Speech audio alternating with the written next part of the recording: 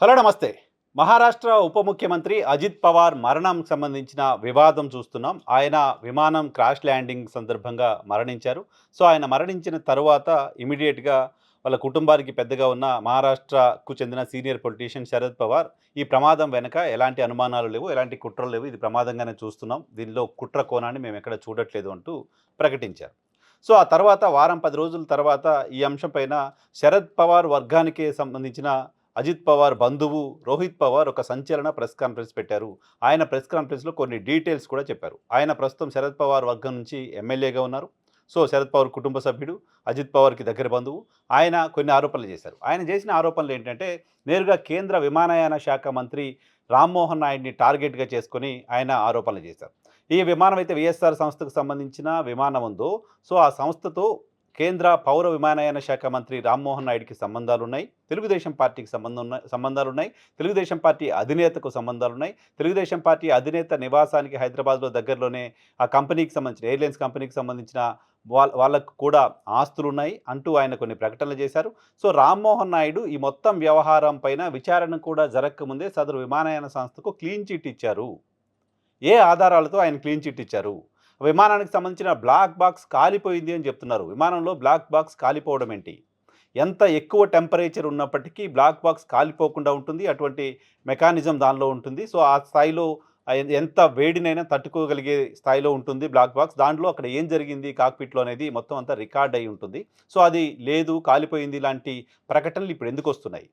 పైగా విచారణ జరగకముందే రామ్మోహన్ నాయుడు ఆ సంస్థకు క్లీన్ చిట్ ఎలా ఇస్తారు అనేది ఆయన రైజ్ చేస్తున్న అంశం. ఈ వ్యవహారం పైన విచారణ పూర్తి స్థాయిలో జరగాల్సిన అవసరం ఉంది అని చెప్తున్నారు. ఈ విచారణ జరిగే వరకు కేంద్ర మంత్రిగా ఉన్న రామ్మోహన్ నాయుడిని పదవి నుంచి తప్పించాల్సిన అవసరం ఉంది అంటున్నారు. ఎందుకంటే ఎవరిపైనైతే మేము అనుమానం వ్యక్తం చేస్తున్నామో, ఎవరిపైనైతే మాకు అనుమానాలు ఉన్నాయో, ఎవరిపైనైతే మేము ఆరోపణలు చేస్తున్నామో విమానయాన సంస్థ, ఆ సంస్థకు రామ్మోహన్ నాయుడుతో సన్నిహిత సంబంధాలున్నాయి. తెలుగుదేశం పార్టీ అధినేతతో, తెలుగుదేశం పార్టీతో కూడా సన్నిహిత సంబంధాలున్నాయి కాబట్టి రామ్మోహన్ నాయుడు కేంద్ర పౌర విమానయాన శాఖ మంత్రిగా ఉన్నారు కాబట్టి, ఈ అంశం పైన జరిగే విచారణ నిష్పక్షపాతంగా జరుగుతుందనే నమ్మకం మాకు లేదు. కాబట్టి కేంద్ర కేబినెట్ నుంచి ఆయన తొలగించి ఆ పదవి నుంచి విచారణ చేయాలనేది ఒక శాసనసభ్యుడు, ఆ కుటుంబానికి సంబంధించిన ఒక శాసనసభ్యుడు చేస్తున్న డిమాండ్. సో, ఈ డిమాండ్‌కి సంబంధించి ఆంధ్రప్రదేశ్‌కి సంబంధించిన తెలుగు మీడియాలో అసలు వార్తే కనపడట్లేదు. ఆంధ్రప్రదేశ్‌లో ప్రజల కోసమే పనిచేస్తున్నామని చెప్తున్న తెలుగుదేశం పార్టీ కండువా వేసుకొని పనిచేసే మీడియా ఈ వార్తను ఎక్కడ కవర్ చేసే ప్రయత్నం కూడా చేయట్లేదు. కవర్ చేయడం అంటే వార్త గురించి రాయటం. అది కవర్ చేసే వార్త గురించి రాసే ప్రయత్నం కాకుండా, అది కవర్ చేయకుండా అక్కడ ఏం లేదు అని తెలుగు ప్రజల ముందు కవరింగ్ ఇచ్చే ప్రయత్నం మాత్రం చేస్తోంది. గడిచిన వారం రోజులుగా దీనికి సంబంధించి వివాదం జరుగుతుంటే, తెలుగు రాష్ట్రాలకు సంబంధించిన మీడియాలో, తెలుగుదేశం పార్టీ మీడియాలో దీనికి సంబంధించిన వార్త కూడా లేదు. కనీసం అది తప్పనే ఖండన కూడా లేదు. కనీసం పార్టీ వైపు నుంచి ప్రకటన కూడా లేదు. పార్టీ అధినేత కావచ్చు, సదరు విమానయాన శాఖ మంత్రి కావచ్చు, లేకపోతే వాళ్ళంతా బిజీగా ఉన్న సమయంలో ఈ పత్రికలో ఎజెండా తీసుకొని వీళ్ళే ఎదురుదాడి చేస్తారు. ఈవెన్ అది కావచ్చు. ఏది లేదు. ఏది లేకుండా మౌనంగా ఎందుకుంటున్నారు? మీ మౌనాన్ని ఏమని అర్థం చేసుకోవాలి? ఎందుకు మౌనంగా ఉంటున్నారని అనుకోవాలి? రీజన్ అయితే ఉండాలి కదా!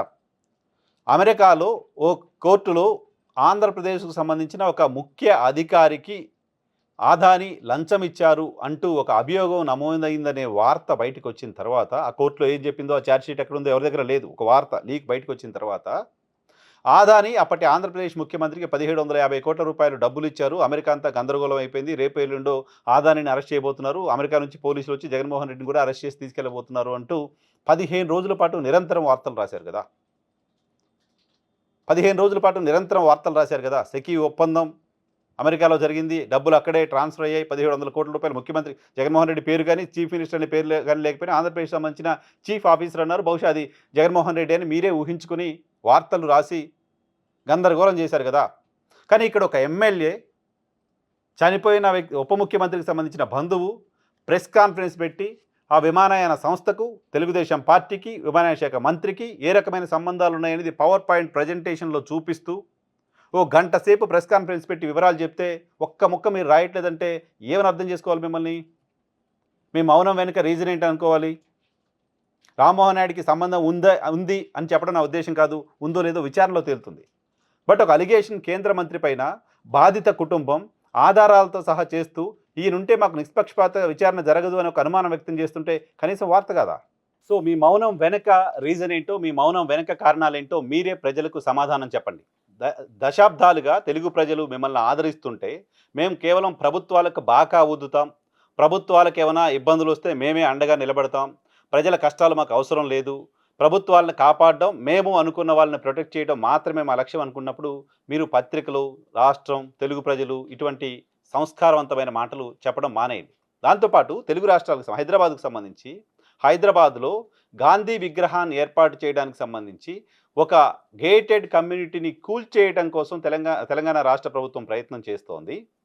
ఒక గేటెడ్ కమ్యూనిటీలోని వందల కుటుంబాలను బయటికి పంపించి రోడ్డున పడేసి వాటిని అక్కడ కూలగొట్టి అక్కడ 5,000 కోట్లతో గాంధీ విగ్రహాన్ని కట్టడానికి సంబంధించి తెలంగాణ రాష్ట్ర ప్రభుత్వం ఏర్పాట్లు చేస్తుంటే, మధ్యతరగతి ప్రజలు నివసించే గేటెడ్ కమ్యూనిటీస్‌ని కూల్చేసి మరీ విగ్రహాలు కట్టే ప్రయత్నం చేస్తుంటే, వాళ్ళంతా అక్కడ ఆందోళన చెందుతుంటే, మా జీవితాలేంటి అంటూ గగ్గోలు పెడుతుంటే, వారం రోజులుగా వాళ్ళు నిద్ర లేకుండా గడుపుతుంటే, అనేక మీడియా ఛానల్స్ సోషల్ మీడియాలో వాళ్ళు మాట్లాడుతున్న మాటలు చాలా పెద్ద ఎత్తున వైరల్‌గా మారుతుంటే, దాని భయంతో ప్రభుత్వమే ఆ సేకరణకు సంబంధించి పబ్లిక్ హియరింగ్‌ని రోజు పోస్ట్‌పోన్ చేసుకుంటూ వస్తుంటే, హైదరాబాద్ నగరంలో ఇంత పెద్ద ఇన్సిడెంట్ జరిగితే మీరు ఒక అక్షరం ముక్క రాయరా?